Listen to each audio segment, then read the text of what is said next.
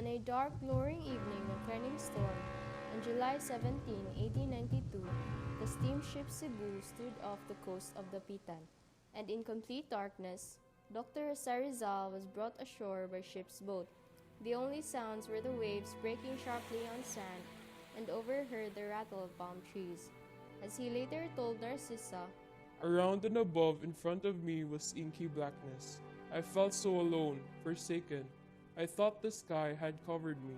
among the people waiting by the port were Politico-Military Commandant Captain Ricardo Carnicero and Father Antonio Obac, the Jesuit parish priest.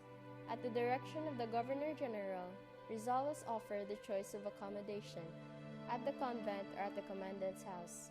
Father Obac made it plain that the Jesuit invitation was extended on condition that he made a public retraction of his religious errors, spoke publicly against filibusterism, made a public confession of his sins, and promised in the future to observe exemplary conduct as a man of religion and as a Spaniard. Politely, Rizal elected to stay with the commandant. The people of the Pitan loved Rizal. He became the idol of the people, and as in memory, he still is. Commandant Carnicero, Rizal, and other Spanish friends bought and shared a lottery ticket together, and when the monthly steamer for September 1892 arrived, the commandant's lottery ticket had won the second prize. With his share of the winnings, Rizal bought a sizable stretch of land along the coast of Talisay.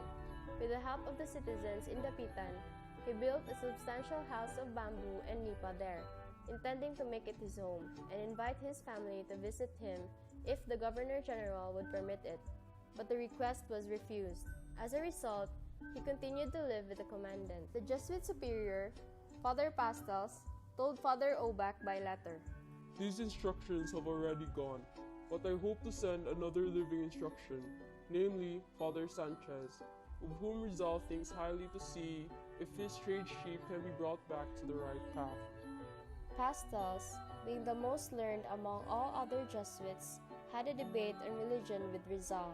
Pastels believed and stated that Spain rules the Philippines by divine right, but Rizal explained that many of his contemporaries did not understand him, which he stated in his letter of April 4, 1893, about his being anti-friar. During Rizal's lonely years, Blumentritt still kept his friendship with him in the form of letters, urging him to make the most out of the opportunities the Pitan offered. Another friend who sustained a friendship with Rizal during these lonely years was the aged Reynold Rost, who, in a series of moving personal letters, let him know that there was another European home where he would never be forgotten. In February 1893, Pastels was succeeded by Juan Ricart as superior of the Jesuits, and in April 1893, Sanchez was withdrawn from the Pitan. Concurrent with this change, the new superior took measures to have Carnicero transferred to another post and was replaced by Juan Sitges. General Despujol was also replaced prematurely from office by General Ramon Blanco y Ireñas. Both of the generals were rendered politically impotent by the friars. In August 1893, Teodoro Alonso, along with Narcissa and Trinidad, arrived at the Pitan to stay with their son. Narcissa informed Rizal that Leonor was dead. Pepe, patay na si Leonor.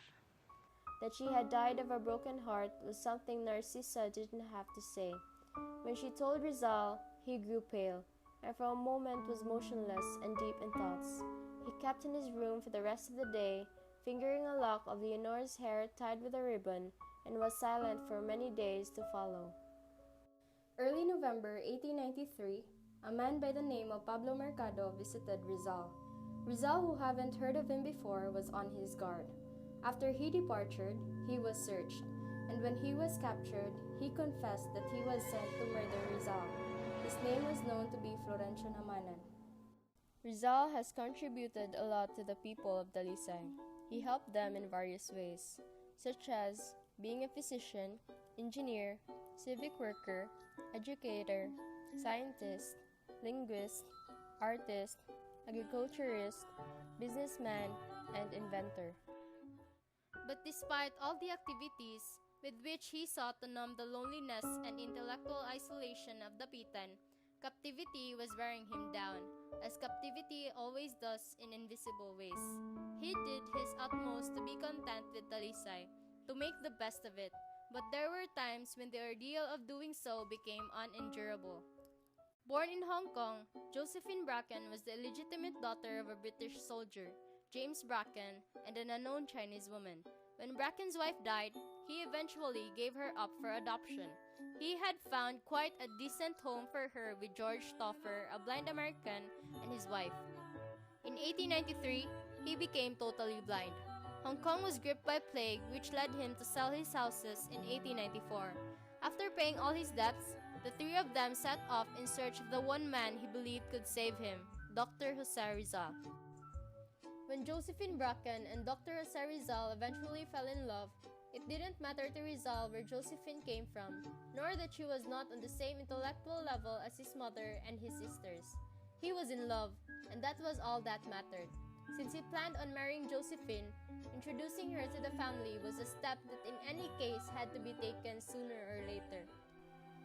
At Talisay, in the aftermath of increased loneliness, following Josephine's departure and still having heard nothing from General Blanco, Rizal addressed him a letter at the beginning of May 1895, saying he wished to take the advice earlier preferred by the Governor-General and plead on grounds of ill health to be transferred to Spain.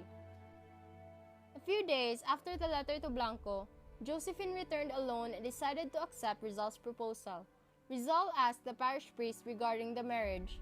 However, he then learned that he could only be married if he first retracted. Despite the church's word, since there was no known impediment in the sight of God, he still took Josephine as his wife. The public might say his actions were scandalous, and without doubt he continued, but as his mother had forgivingly said, it was better to live together in the grace of God than to be married in mortal sin. Josephine became pregnant, and sometime towards the end of the year, at night, as a result of a shock the nature which is not known, she gave birth prematurely to a stillborn child, a boy. Rizal was able to do what was necessary to save her life. The same night, he took the tiny body of his son and went alone to a secluded part of the vale, where he dug a grave, buried it, so concealing the place before returning to the house that no one ever knew where it was. In effect, the stillborn child symbolized this period in his life. Everything had gone against him. Moreover, for once, he had succumbed to his desires, and this was weakness, as seemed to be shown by the child born dead. In February 1895, revolution had broken out in Cuba, where there was concurrently an epidemic of yellow fever. The Spanish government appealed to doctors under the age of 45 to volunteer for service in the military. Blumentritt wrote suggesting that Rizal volunteer, using this as an opportunity to free himself from the captivity. In December, though without much enthusiasm, Rizal sent a formal application to General Blanco. At the house, his silence lengthened. This greater degree of resignation increased his sadness. He would sometimes go for several days without talking. Josephine paid another visit to Manila and came back with Narcissa in the early months of 1895. Narcissa did everything she could to revive the inner flame in Jose. On July 1, 1896, Dr. Pio Valenzuela, personal emissary of the Katipunan, paid a visit to Rizal and informed him of their plan to revolt against the Spaniards.